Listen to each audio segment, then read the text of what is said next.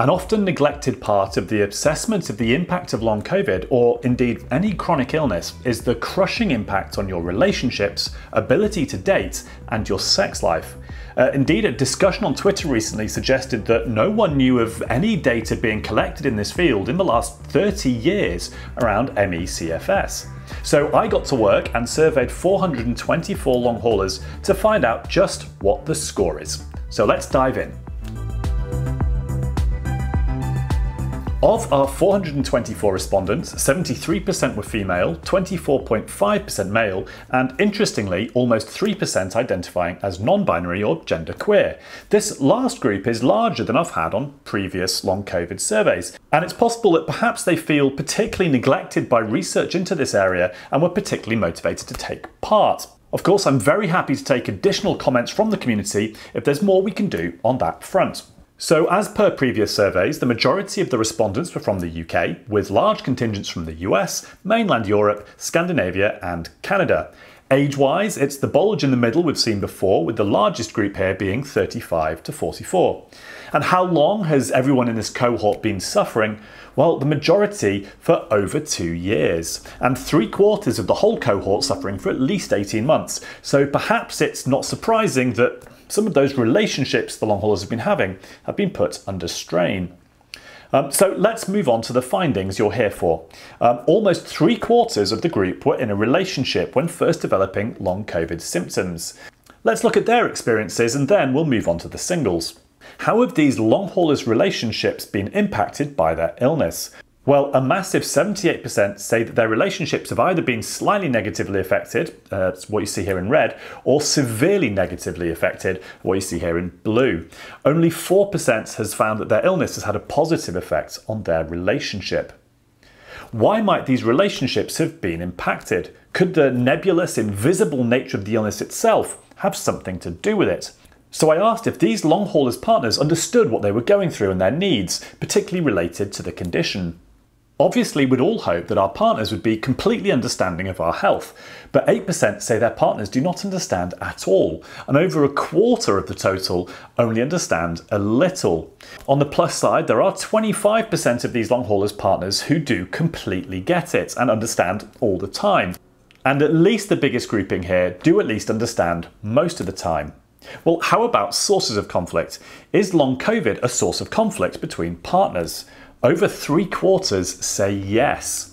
At least the occasionally category is more populous than frequently or all of the time. We also have some long form answers on what the primary sources of conflict are, and I'll share these at the end of the film.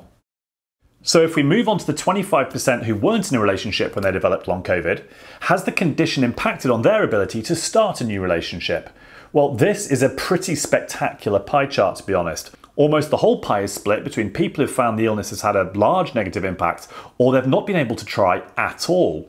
96% found their ability to start a new relationship negatively impacted in some way. What about going on dates? How difficult was that made by long COVID? Again, we've got a lot of longer form answers here. I'll run through these at the end of the film. So now let's move on to sex. Has long COVID affected our cohort's libido? Well, look at the red, dark blue and light blue here. A staggering 3/4 of the whole cohort say that it's either been slightly or severely negatively affected, with a further 7.4% no longer having any libido at all. And for context, only 1% say the illness has improved their libido in any way. And what about physical sexual function itself? How has that held up? It's a very similar picture. 40% have found their ability to function sexually in a biological sense has been slightly negatively impacted, with 30% saying it's been severely negatively impacted. The light blue section here represents the 18 people who no longer have the ability to function sexually as a direct consequence of long COVID. We've all seen a million symptom diagrams now for long COVID, but no one's really talked about this, and it seems pretty nailed on that sexual dysfunction is very, very common. It's worth digging into the results here to see if this is just a male or female thing. I will just add that the non-binary and genderqueer group is still a bit small to draw any conclusions, so they're not included here.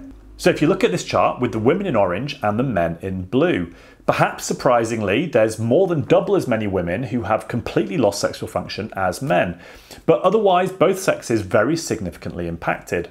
If we simplify the categories, it's even more clear. Both sexes hugely affected. 74% of all women have their physical ability to function sexually impacted in some way versus 77% of men. And actually, whilst we're comparing sexes, let's take a look back at libido. And this could be interesting potentially given what we're seeing around hormones driving symptoms during women's monthly cycles. Well, here we can see women's libido is getting more heavily impacted than men's, with significantly more women finding their libido severely impacted, and 9 times as many finding they no longer have any libido at all. I don't quite know what that says about my sex, that even a condition as crippling as long COVID struggles this hard to erase libido entirely, with only one male respondent saying this. But if we simplify these groups into simple negative, no change, and positive, we can see both sexes seem to have a rough ride, with long COVID absolutely hammering their libido. So looking back at the whole group of those who have had a regular sexual partner, have they been having more or less sex since suffering from long COVID? We kind of already know which way this is going to go, but perhaps not to this massive extent. 3/4 of the group are either having slightly less frequent sex or much less frequent sex, and a huge 16% are no longer having any sex at all as a direct consequence of suffering from long COVID. And let's put some numbers on this. How often are the long haulers who have sex having sex? Well, it's very little. The vast majority less than once a month. 23% are having it more than once a month, 16.6% around once a week, and only 6% hitting the supposed normal for this relatively young sample of more than once a week. There is only 1 out of all 289 respondents to this question who manages sex most days. So to you, whoever you are, I doff my cap. Have long haulers had to make modifications to their sexual activity in order to make it compatible with their illness and avoid post-exertional malaise? Well, a massive 2/3 say yes, and we'll go through some of those modifications at the end. And not to discriminate in our research against those who don't have a regular partner, how have long haulers seen a change in the frequency of their self-pleasure? Well, this chart looks a lot like the sexual frequency with a partner chart, although interestingly a little less severe. Only 43% saying much less compared to 58% for those actually having to get jiggy with it. Which kind of makes sense when you think about it, because you can probably spend fewer spoons on an act of self-pleasure than you'll need for the full-on rumpy-pumpy. So let's have a scroll through some of the longer form answers. We'll stay on the sex topic for the moment and start with the ways long haulers have found their physical or biological sexual function affected. I'll scroll through these for 30 seconds, so just pause when you want to read them or skip ahead if you like. It's pretty rough reading all this, so don't put yourself through it if you're feeling a bit wobbly.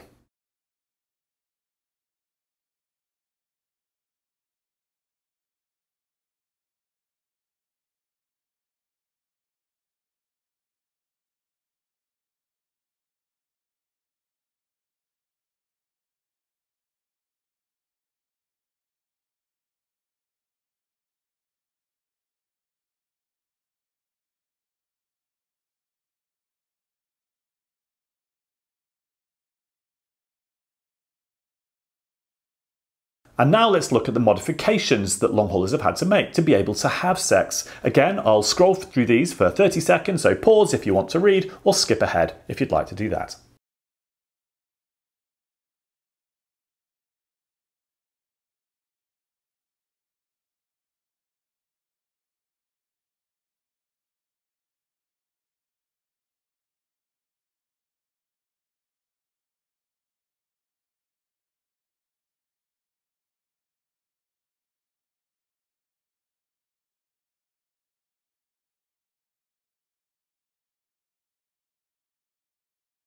Now going back to the earlier questions, what are the primary sources of conflict in relationships raised by long haulers' condition? I'll scroll for 30 again, so pause or skip according to taste.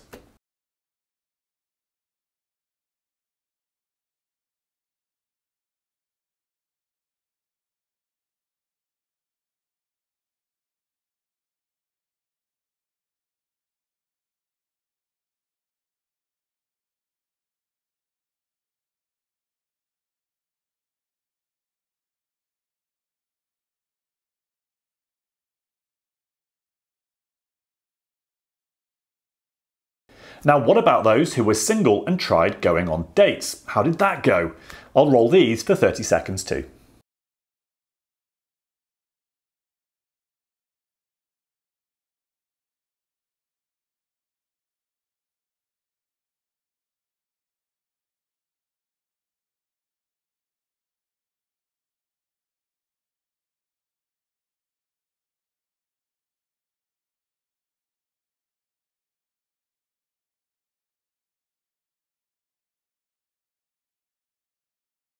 And finally, what is the one thing that has impacted on long haulers the most in terms of dating, relationships, or sex?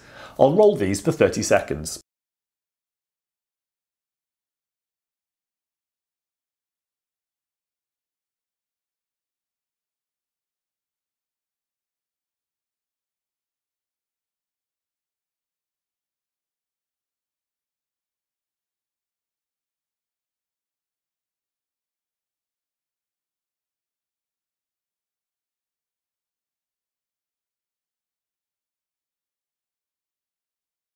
So what are we to make of all this?